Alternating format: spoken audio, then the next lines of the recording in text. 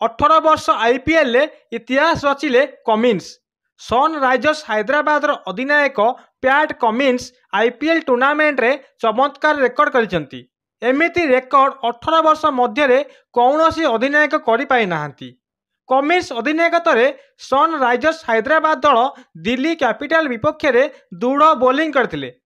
एही मैच रे power play रे ही दिल्ली कैपिटल्स 3टी विकेट नेइथिले कमिन्स। एपरी करियर प्रथम बोलिंग अधिनायक होइचंती कमिन्स। आईपीएल इतिहास रे ए पर्यंत कौन से अधिनायक तो यही कृतित्व हासिल करनांती जहाँकि पावर प्ले रे 3टी विकेट। हैदराबाद दल वर्तमान आईपीएल भल स्थिति नहीं। दल प्ले ऑफ दौड़ बाद हो सारी। हैदराबाद ए पर्यंत 10टी मैच खेली, एथिरे 7टी रे पराजय होई 3टी रे जीतिची। यही 3टी जीति हैदराबाद दल 6 पॉइंट पाई।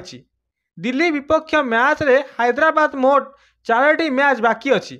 जदि हैदराबाद समस्त 4टी मैच जीति जाए तेबे केवल 14 पॉइंट पाइब।